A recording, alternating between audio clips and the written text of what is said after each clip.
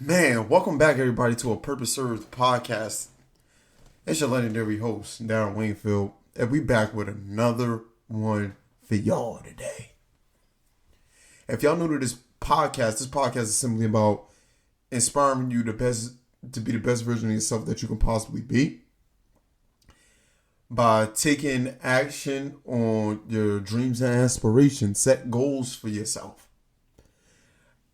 And also, honor the two greatest commandments, which is to love the Lord your God and love your neighbor like you love yourself.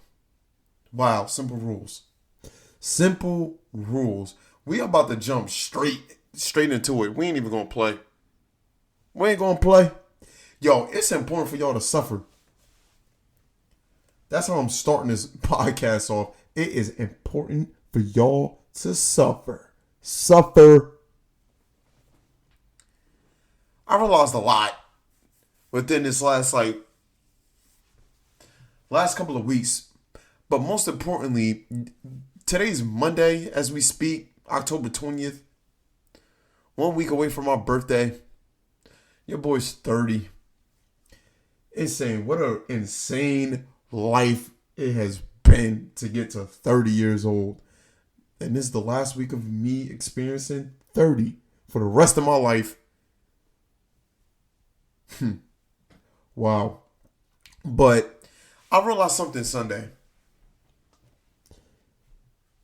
I realized that there's so much on the other side of pain once you learn to overcome it. And you guys are probably wondering, how did you come to that realization, Daryl? Sunday, I was training a group of kids. We was having a little practice outside, basketball. And during this practice, these kids ran a lot. They ran a whole lot. These boys ran a lot. They was running for missing layups. We're talking basketball. They was running for giggling. Not being mindful about what they're doing. And sometimes not following directions. I see them panting, breathing real hard. Some of them not giving it their best effort. And if I noticed that, they had to run some more. And I'm sitting there like, wow, this is nuts. And I do find it crazy that in a lot of these predicaments that I'm in. And if you've been listening to this podcast for a while now, you hear me talk about it all the time. And you know why I feel the way that I feel. These kids look up to me. And the one thing that I ask these kids before we start is I ask them, do you guys want to be good? Or do you want to be great? And a lot of them say they want to be great. And I tell them what is required for them to be great. Because ultimately speaking, that's what I want for them as well. And it's very, very important when you're dealing with the next generation coming up that you put your all into them to make sure they're better than your generation. So, the one thing that I realized is the ability to push yourself beyond your comfort level. And why that's so important. There will be times when I'll be pushing myself, when I'll be working out to the point of pure exhaustion, and I'm by myself. I'm talking about when I was on that grind of trying to become the best basketball player that I could possibly be, to put myself in a good predicament. I will push myself so hard. There's a hill that's around my way. And it's a pretty steep hill. And it's great if you're looking to push yourself. And I remember in a particular summer, this is like 5 years ago, I'll be running up that hill, backpedaling up that hill. I'll be hopping on one leg up that hill. I'll be doing slides up that hill. And there was this one time when I got done. It's in the middle of the summer. It had to be about 90, 95, sun beaming. And I remember walking to my car from that hill, legs feeling like noodles, and I'm getting real lightheaded. Like, I'm not going to make it to my car. I'm going to check out before I get to my car. And on my way to my car, I'm just yakking. I'm throwing up in the field. Like, oh, I feel so terrible. And the one thing is, I told myself that, man, real mindful in that moment of, I'm willing to do this again. And I remember I had a combine in Las Vegas that year. And like, I think a month away from that moment in itself. And the one advantage that I was looking to have on the court is to be one of the fastest on the court. And I remember we was doing like 40 times up the court. And this combine had over like 200 people there. And I was one of those people that had top 10 in the timing. And not only that, our team won a championship. Granted, if I had to be real honest and transparent with you guys that's listening and watching, I didn't get no playing time at all. I worked so hard for that moment, and I barely played the whole time I was there for this whole entire tournament. And even more specifically, in our championship game, I got put in within the last 2 minutes of the game. And I'm like, wow, insane. I'm surprised I'm in the game, but to put me in the game in this sort of moment is even more wild. But the confidence I had within myself was wildly ridiculous. And I remember I had one shot in the corner. I did a one dribble pull up for the three, and I clinked it. I missed. And I was like, you know what? Telling them, like, they playing off of me. Pass me the ball again. Pass me the ball again. I won't make it. And a teammate of mine went baseline, and he swung the ball out to the corner to me. And I hit the shot to give us the lead by 1 point with like 45 seconds left or something like that. And the game ended up going into overtime, and we ultimately ended up winning the game. But everything that was leading up to that point was testing my mind, body, and spirit. And I've been in situations even before that point where I wanted to check out because things weren't going my way. And that caused a lot of turmoil within myself.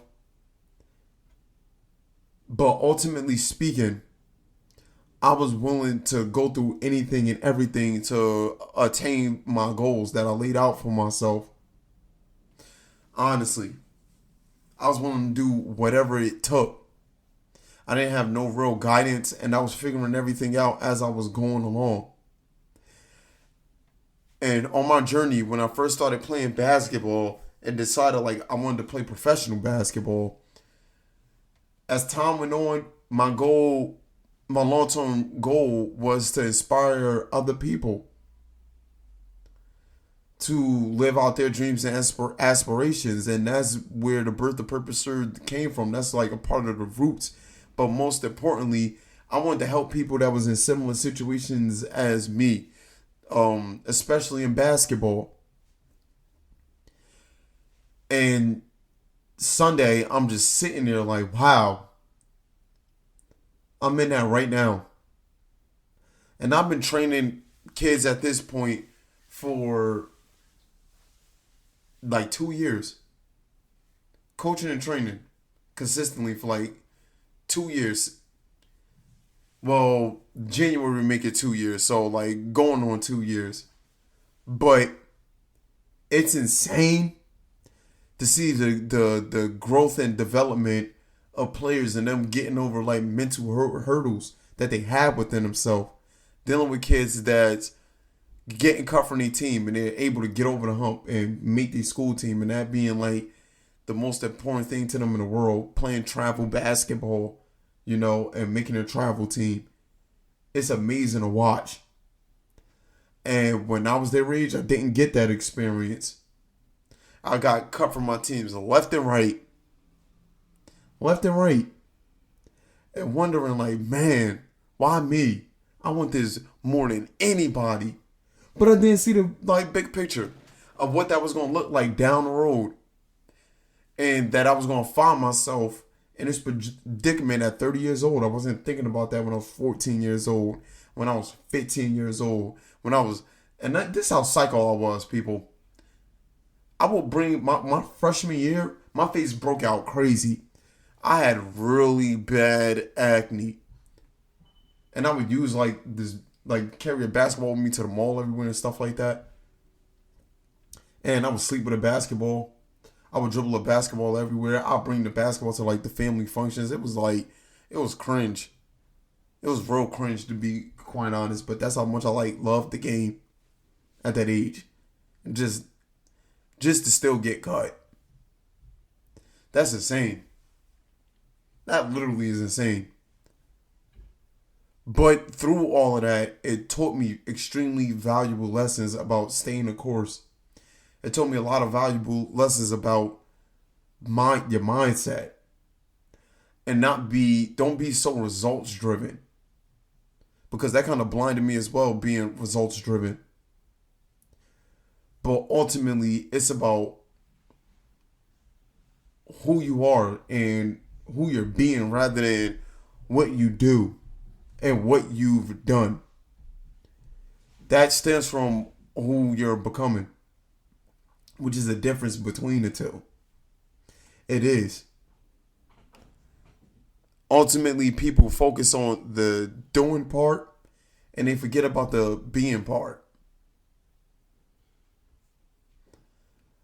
Ultimately, I wanted to be great, which I knew if I was focused on being great, it was going to lead to me doing great things. But now, at this point, I'm going to keep it real. None of that really matters to me. In fact, the recent conversations that I've been having with people, especially this week, is removing myself from that identity of being a basketball player. Because it halted me for such a long time. And focusing on who am I, not what I do. And don't confuse who am I with what I do, which a lot of people do. That sounded kind of nuts. That sounded kind of crazy. But there's a difference between the two.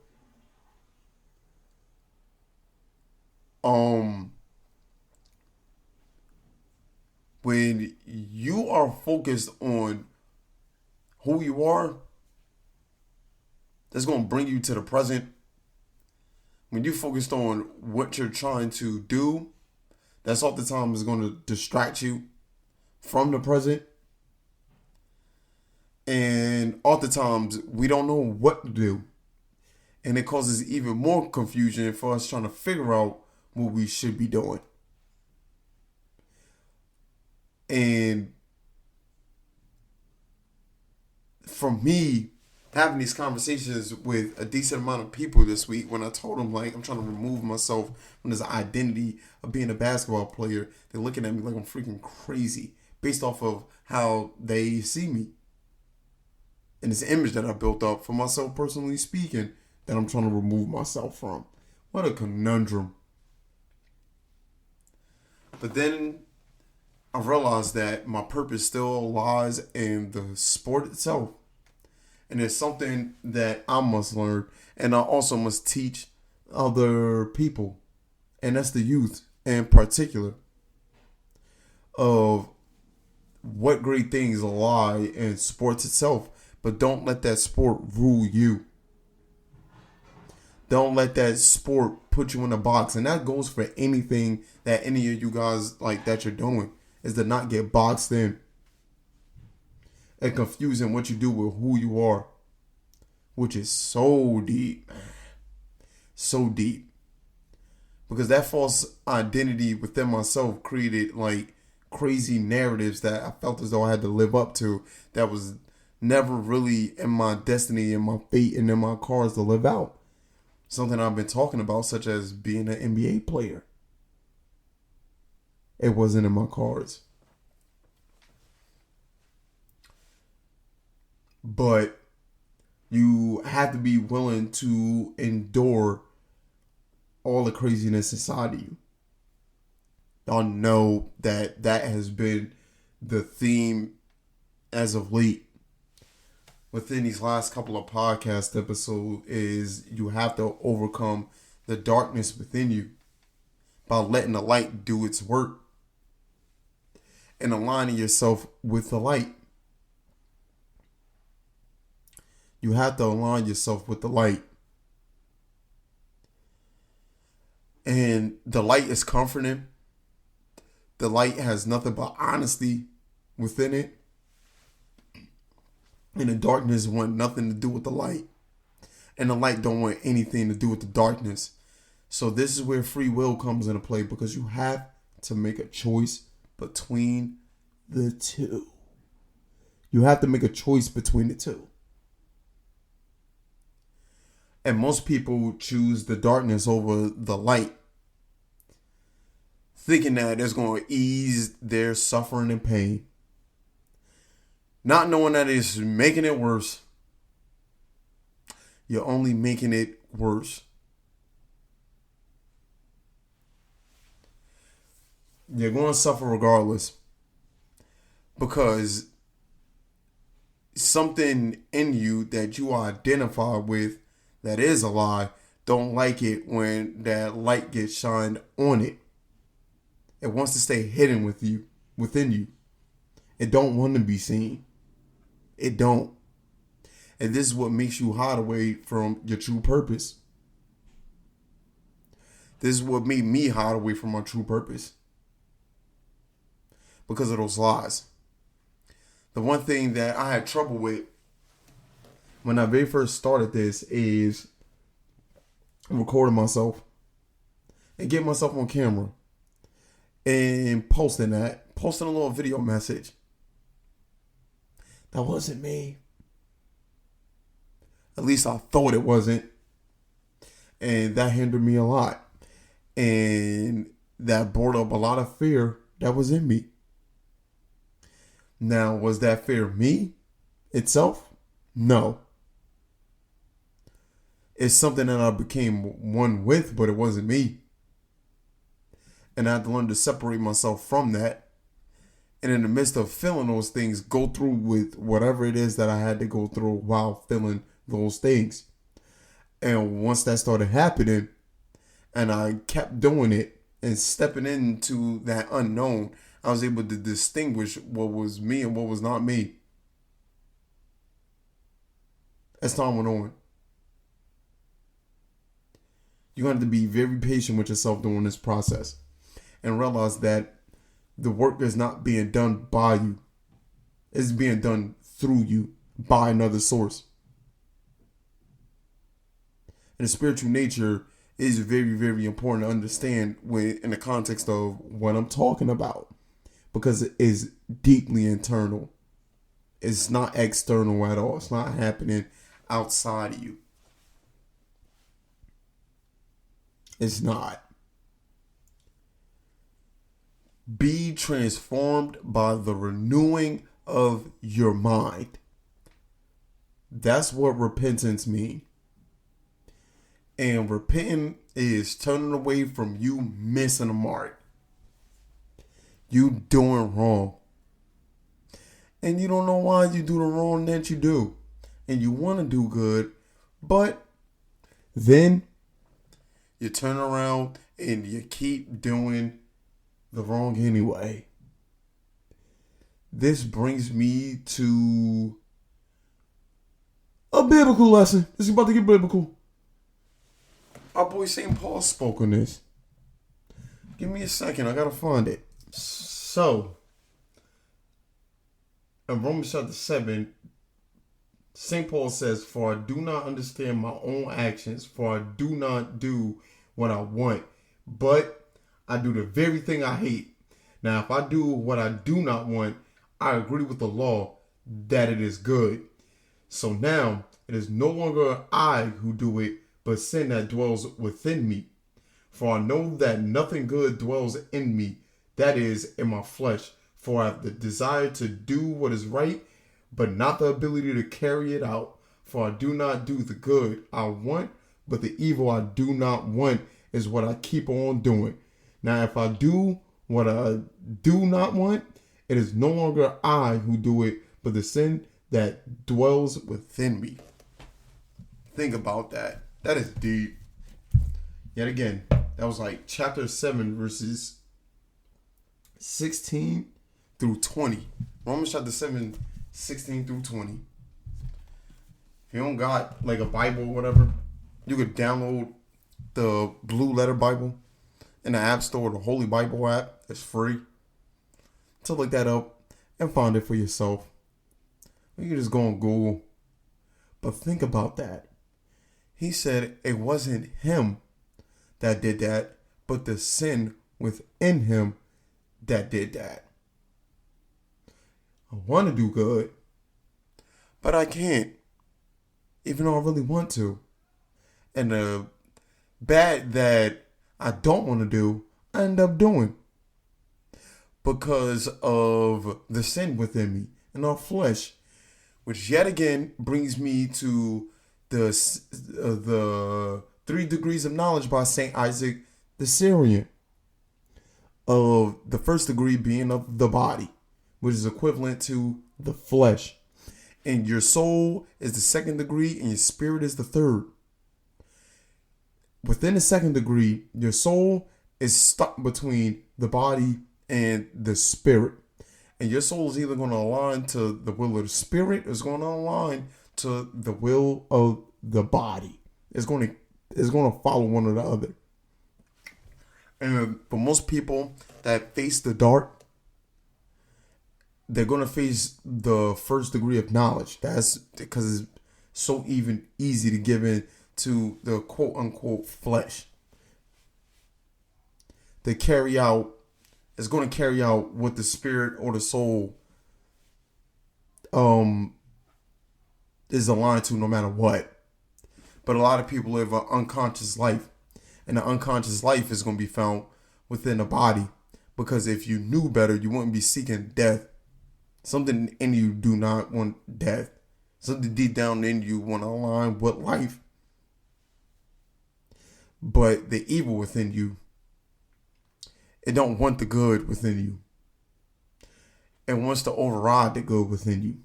But you got to face the light. And that's going to take discipline. And it's going to take watchfulness over yourself in order to actually get that done. That's what it's going to take. That is seriously what it's going to take. And you got to be willing to make those given sacrifices. And death is required no matter what. So the thing to die to in that regard is your old self and your old way of living. And by you dying to your old self and accepting a new way of living, that also comes with repentance and the renewing of the mind. And your old life and your old self is going to be clawing, fighting, and scratching to stay present with you. And it's going to be also clawing, scratching, biting, screaming, yelling, and all of that because it knows what's going on. The light is getting shed on it. And it do not like that, like I said, because it want to stay in the darkness. It want to stay hidden in the unconscious. And it don't want you to be conscious about the things that I'm talking about right now. And you're going to feel like you're suffering, but it's not you suffering. And you have to separate yourself from that pain to realize that it ain't you. And going back to me training in basketball, I was able to endure all of that because I was able to separate myself from the psychological and physical pain that I was feeling when I would be pushing my body to a crazy extent. Crazy extent. When I know, like, you know what I mean? I got to get up at 5 o'clock in the morning to go and put up shots the next day from 5 to like 7:30. I got to make at least 400 to 500 shots before I leave. First thing in the morning. That's insane. Even though I'm tired and ain't nobody waking me up and ain't nobody pushing me. I'm just doing this for myself. And I'm seeing that, for example, these kids, they don't have that drive themselves to do that. Which is like, what do you really want? And they have so much life to live that it may not necessarily be in the thing that they want, which, you know, at that age, it's like every kid that's playing basketball want to go to the NBA. But what if you are meant to do something greater than that? Be great. Do great things. Actually, like I said, by you being great, you will naturally do great things. But realize where that greatness comes from. That greatness comes from the creator of this universe that created everything within this universe. And once you align with that, there ain't nothing that could be against you. You have to know that, though. And you also have to overcome that thing that's telling you, like, I don't know. I don't necessarily know about that. You got to overcome that. Because that's that mindset that's ultimately holding you back. And you're going to attract minds that's similar to that sort of thinking. You're going to attract minds that love low states of vibration and low states of being. They love it. If you're around people that chatter a lot and that gossip a lot, they're most likely evil people that you shouldn't be around. If you're around people that enjoy putting other people down, those are not the people to be around at all. Be around people that's going to encourage and lift you. Be around people who will uplift. That's what I meant to say. Be around people that's going to be honest with you and guide you in the ways of the spirit of truth. That's not going to hinder you.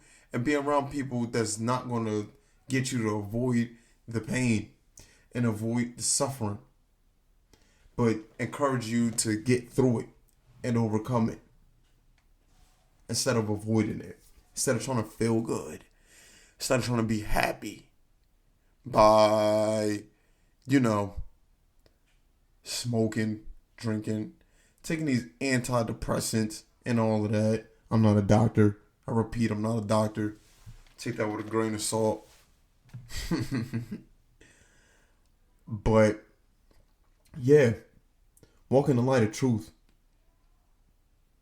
Walk in the light of truth no matter what. No matter what's going on. And even if you got to stand alone and walk in this light of truth, you do it. And I'm going to tell you exactly what's going to happen.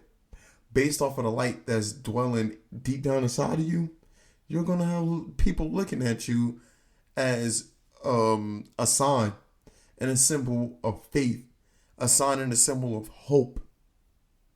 And by you doing that, people want to see the love that's resonating deep down inside of you and that's making you glow and radiate off of a high intentional vibe. Seriously speaking. And as long as you're doing that, you are really on your way. You are way ahead of most people. And it may get crazy. Not may. I don't know why I'm saying may. It will get crazy. You may feel like the world is against you. You may feel as though, why is everything going wrong and why is my world shattering? It has to. For you to get to the other side. All the lies has to get shattered. Because the darkness has no room in the light, yet again. And the light has no room in darkness. and let that light overcome that darkness. And all you have to do is sit there and observe what's happening. You don't really have to do anything. Just be present and show up for moments when they do come. That's all you have to do. And you guys will be fine. Y'all going to be fine. But that's all I got for y'all today. I thank y'all for tuning in. It's been a little quick 30-minute chat with y'all. But endure the pain. Endure the suffering. Suffer through any and all things that come your way. And be patient within that suffering. And you will develop this passion. Overcome the world. Overcome the passions. And y'all be just fine. Y'all be headed towards y'all greatness. Y'all be serving your purpose. And y'all be innovating and improving the human experience. But I'm out of here. Deuces. Love y'all, man.